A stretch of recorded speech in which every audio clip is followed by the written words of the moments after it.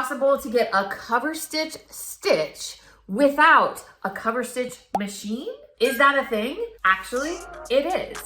There is a way to fake a cover stitch if you don't happen to have one with your regular sewing machine. We just need a couple special things that are easy to find at your local store. So that's what we're gonna be talking about today for Tricky Thursday, is how to fake a cover stitch.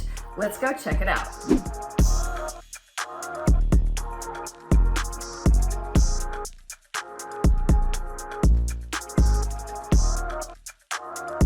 Hello and welcome back to my channel. My name is Trisha, your pattern nerd friend, and I love sharing all things pattern making, sewing, and fitting here on this channel. Thank you for being here, and today we're going to be talking about faking a cover stitch. Now, if you're not sure what a cover stitch is, it's often seen on ready-to-wear t-shirts and knit jersey type garments. You will see 2 rows of straight stitching on the outside, and it looks like a serging or a finished off edge on the inside. It is often used at the hem and of like the shirt or the hem of the sleeve, and sometimes you will even see it up here along the neckline as well. That is a specific machine called a cover stitch machine. You can get them domestic and industrial, but what if you don't have one of those yet and you need to make an alteration, or this happens to come out? I mean, we have the superpower of sewing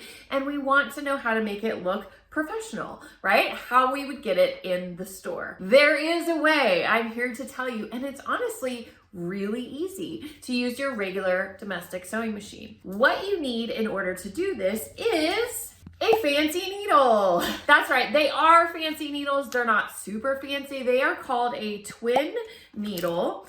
So this is by Schmetz, and this is your regular run-of-the-mill twin needle, but they do come in different widths. This is a more of a narrower, and then we have a wide twin needle, and these are more of the regular twin needles. So these work really great, and it allows that double row of stitching to go onto your project. And what the bobbin does is it goes back and forth between the 2 needles and creates a zigzag on the back. So it still allows it to stretch, because that is the trick with the cover stitch.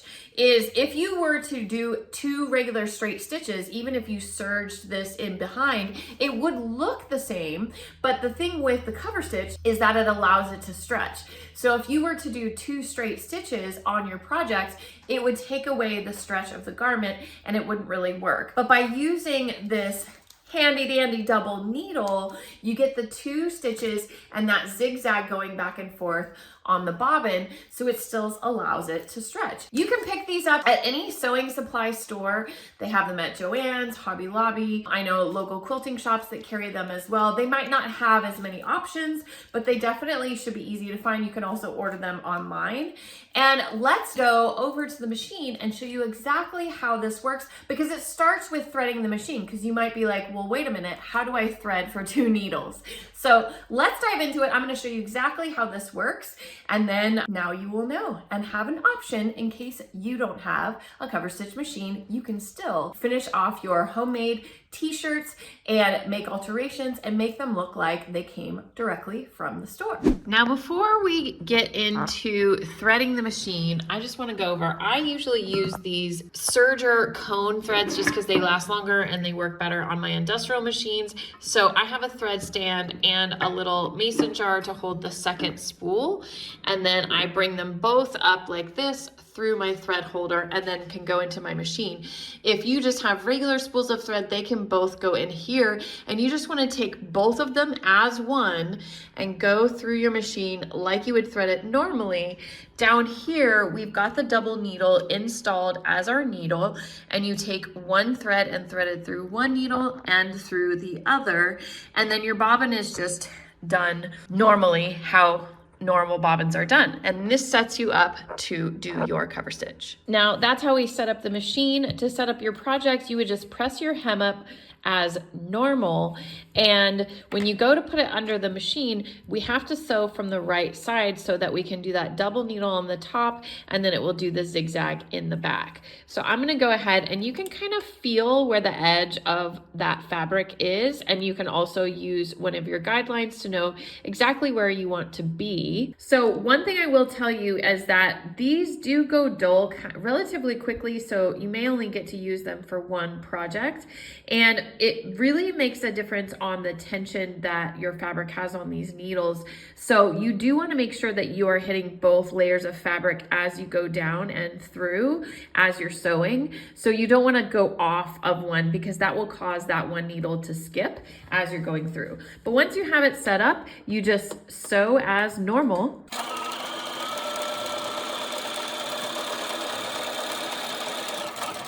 And voila, we have a double stitch on the top. Now I did use contrasting thread so you could see it better. And we have that zigzag on the back, but this still allows me to stretch, and it gives it that really nice professional look. One thing I want to mention is if you are doing your test run, this is my test run, and this is really pulling tight, and I could probably get this zigzag to be a little bit better on the back, but if this is really pulling tight, you might want to take a look at your bobbin tension. They might all be a little bit different, but this is a very common bobbin tension. So the bobbin tension is right here, this little screw, and if you just turn it like a quarter of a turn clockwise, that will allow the bobbin to come out a little bit faster and a little looser, so it'll allow it to go back and forth a little bit better. So you may have to play around with that screw to get the tension just right, and I do suggest that you do some test samples before you go on to your final look. And there you have it, the nifty way to fake a cover stitch. Now, if you want to make this look a little bit more like an actual cover stitch, sometimes I go ahead and overlock that edge before I turn it under and do this, and that makes it look even more like it's a real cover stitch.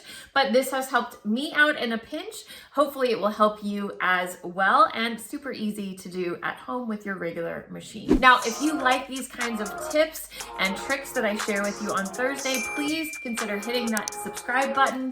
Also, turn on those notifications so that you will know next time I drop a video with these helpful tips. And if you're curious about learning pattern making and you want to try my unique approach to make things a little easier and have a lot more fun, check out my free pattern masterclass. That link is down below. I'd love for you to try it out. It's completely free, no commitment. You can see how I teach is a little bit differently and see if it is for you. Now, thank you so much for watching. I really appreciate it, and I will see you next time.